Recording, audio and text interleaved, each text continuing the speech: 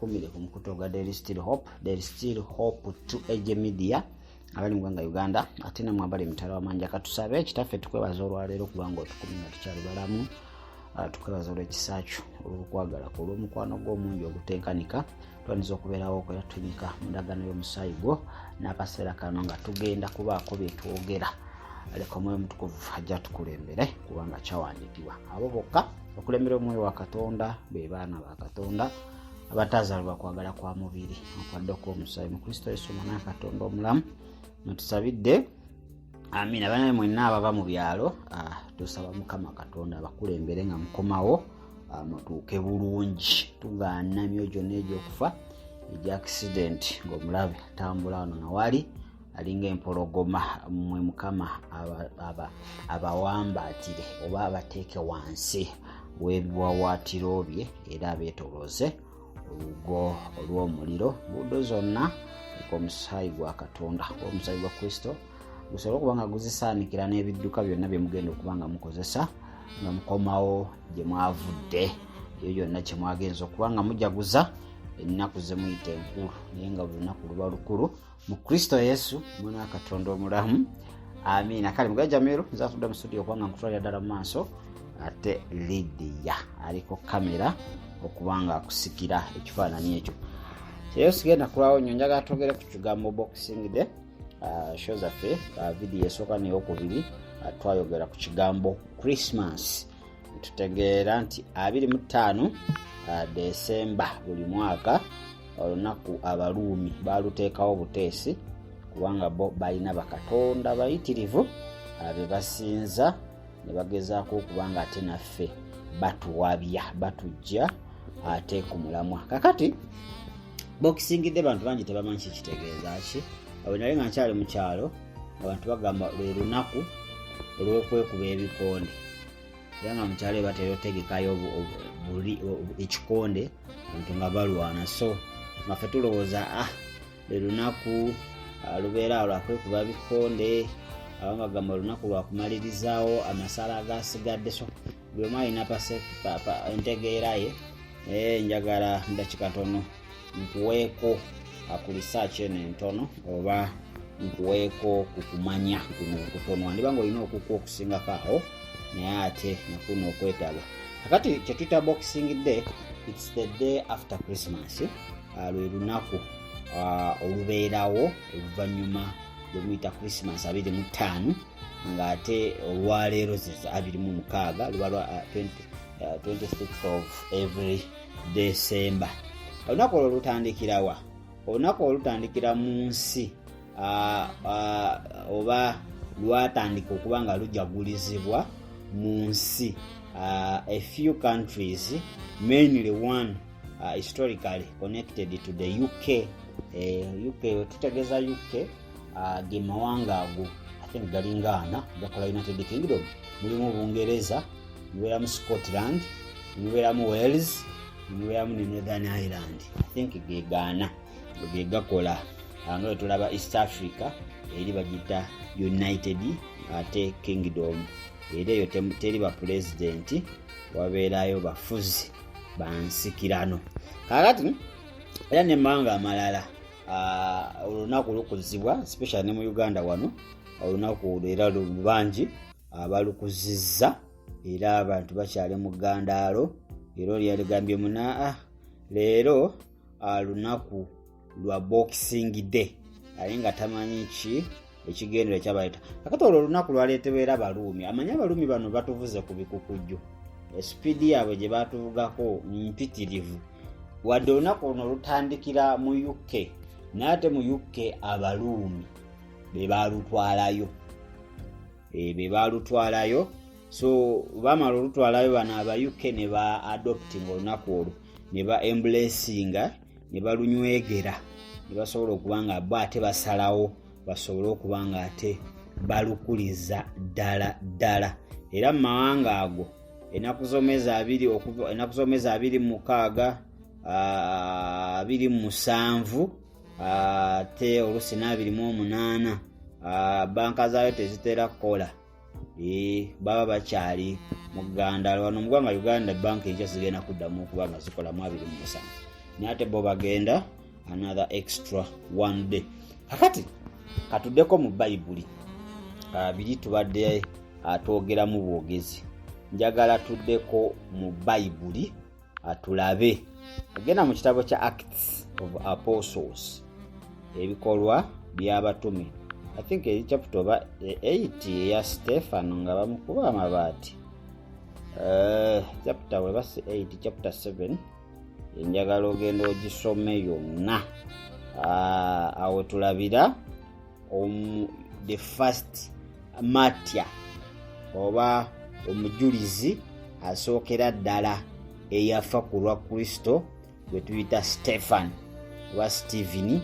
Awo eyattibwa we yakubibwa amayinja nga ne Paulo yaliwaawo. Paulo nga nga kyali Sawulo yaliwaawo ng'omujulirwa ng'alabira ddala nga Stephen bamukuba amayinja okutuukira ddala okuba nga afa, naye ng'ekyamutta ku lwa Kristo era ye mujulizi namba emu. 7:59 and they stoned Stephen as he was calling on God and saying, Lord Jesus, receive my spirit. Acts chapter 7 verse 59. Nayo sobola n'okugisoma yonna kutegeera emboozi eno gyeva. Oyo baali bamuyita omutukuvu Stephen wa Stephen. Awo tulabira abakatuliki bo nga makanisa bagatomaga St. Stephen, St. What. Kakati 26 December buli mwaka. The 26th December is also St. Stephen's Day. Owulira St. Stephen's Day awo manya Abaruumi baba bayingiddewo. Kinagamye mu kusooka nti be baaluleeta. Kati olunaku olwo ne baluwa Stephen eyattibwa ku olwo. Just to confuse things, there were two Stephen, or Stephens in the history. The first Stephen is believed to have been a very early follower of Jesus, and he is said to have been the Christian martyr, a person who dies for their religion belief. The Bible says that Stephen, who was a Jew, was stoned to death by some other Jews who didn't believe in Jesus. Ngawe tukirabye mu Acts nti awo Stephen yattibwa naye nga abamutta Bayudaaya banne, naye jjukira mulimu Abayudaaya paka nakati abatakkiriza nti Yesu oba Mesiya yajja. Kakati Abaruumi ne bakwata mboolwo olunaku ne balugamba lwa Stephen ne balulireetinga. Naye okumanya nasajja bayaaye kubanga kyali kirungi okubanga baluwa oba Stefano oyo yafa okulw'okukkiriza kwe. Naye ate ne baluyungako Stephen omulala. Okitegedde nti bano Abaruumi baleeta ekintu naye nga bajjira mu linnya lya Katonda, naye nga baba balina ekyabwe kye baagala okuleeta, naye nti batyamu muyinza okubategeera. Kakati ne basooka bajjira eno nga bwe tulaba abakolonialist abajja mu Uganda bakozesa process. Basooka simanyi ba explorers, ne bava ku ba explorers simanyi ne basindika baani, ate abo ba missionaries ne bajja. Kati bo be basembayo ba colonialists nga bano bonna bamaze okukola emirimu. Ba explorers bamaze okuzuula ebyobugagga we biri, bamaze okuzuula awali weakest point, bamaze okuzuula obwakabaka obw'amaanyi. Kati bwe bazuula ne basindika ba missionaries bajje bakubuulira enjiri, naye nga be bamu woogaana nga bali emabega abakulembeza Bayibuli naye nga emabega akutte ki mundu. Bagamba awo bakujjako ettaka lyo tofaayo, Mukama ye biki. Kati bali bakolonialists bagenda okujja nga bano ba missionary bamaze okuba nga bagonza emitima gy'abantu. Kakati n'Abaruumi we batyo babako n'ekintu kyabwe kye baagala okuyisaawo, naye bamanyi nti abantu bazibu basobola okukigwamu. Kakati ne beeripira ne beekwata ku ky'obwakatonda. Kati bwe beekwata ku ky'obwakatonda ekyabwe ne bakisabika eri munda. So nga weetaaga okutegeera okwenjawulo okubanga ozuula obulimba bwabwe baba basabise kungulu ng'amazima. Kaakati luno olunaku bagamba tuluwadde Stephen kubanga yafa olw'okukkiriza kwe, naye ate tebaakomaawo. Kiki kye baakola ekirala?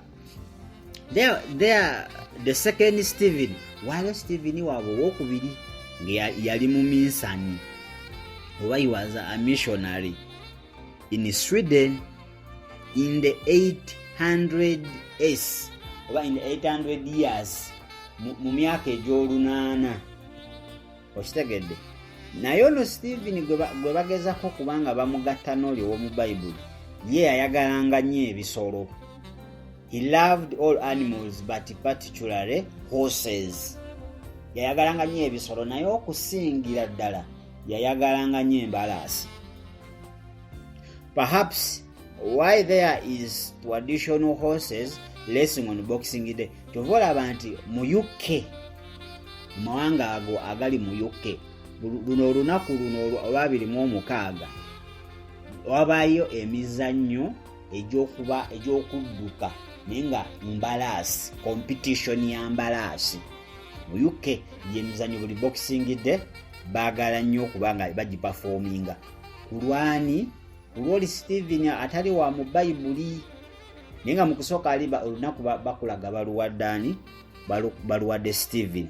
Wuliriza, he was also a martyr and was killed by pre-Christian pagans in Sweden. Okitegedde? Kakati baabano bagamba mbu naye yali mukkiriza. Tebagambye nti yali mukkiriza, mbu naye yafa, yali mujulirwa, yafa mbu ku lw'eddiini ye. Naye nga mu Bayibuli takola ki? Bayibuli taliimu. Naye ate bamusibyeko Stephen wa Bayibuli. Mbu era yattibwa n'abaana abatannaba kulokoka, abataali bakristaayo oba bapegani abatali bakkiriza mbu be baamutta. Kyokka waggulu bagambye ye teyali asinga okwagala byali bisolo. Oli Stephen asoose bye yali asinga okwagala yali ayagala nnyo Katonda. Kati babagase wamu babawadde olunaku lumu naye nga baali baagala kuyisaawo ono Stephen waabwe.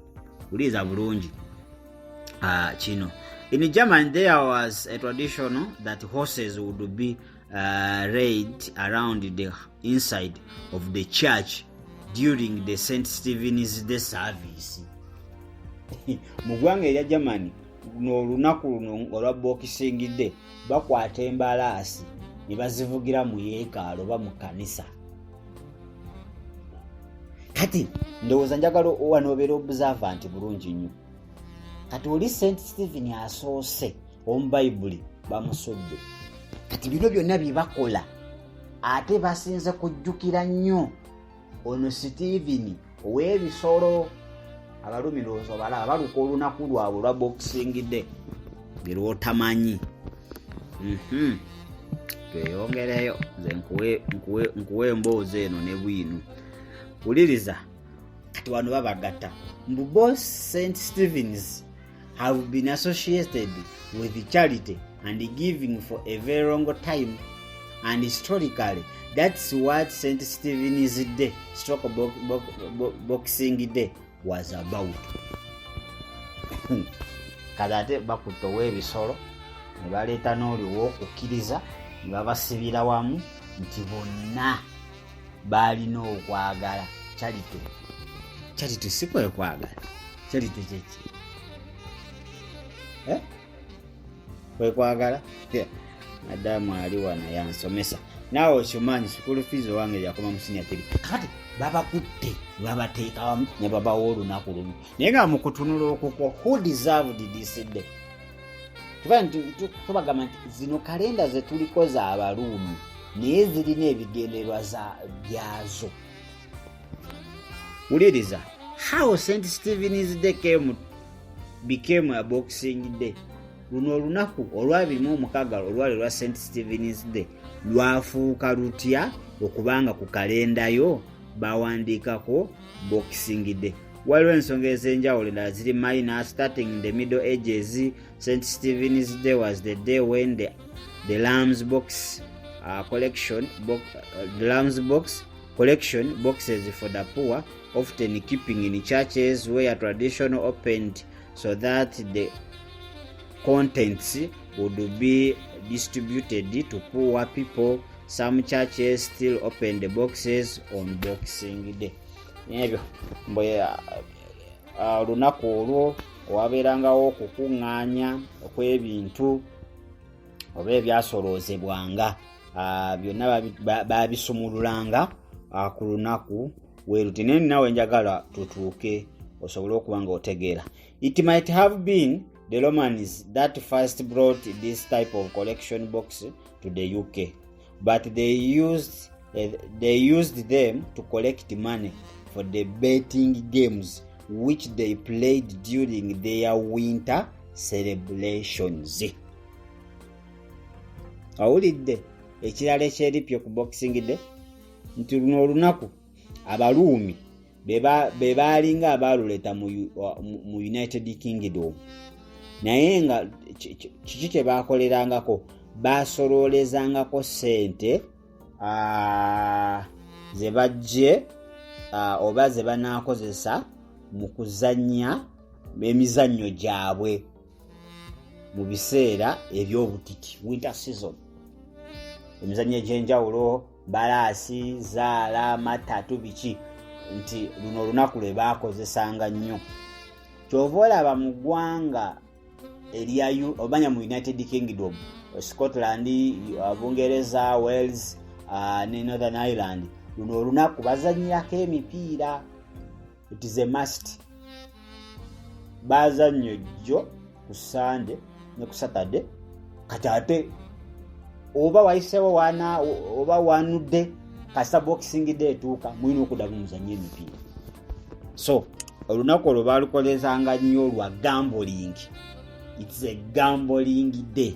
Abaruumi be baakireeta nti baakolerangako nnyo ebintu byabwe ebyokuba nga ate bazannyirako zaala n'ebintu eby'enjawulo.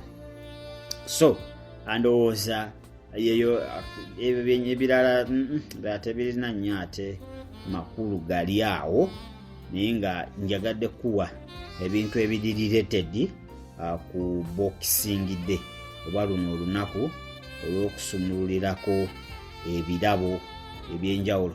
There are also often sports played on Boxing Day in the UK, especially horse racing and football matches. Kyenakugambye, in Australia there is the cricket Boxing Day test match where Australia play another country.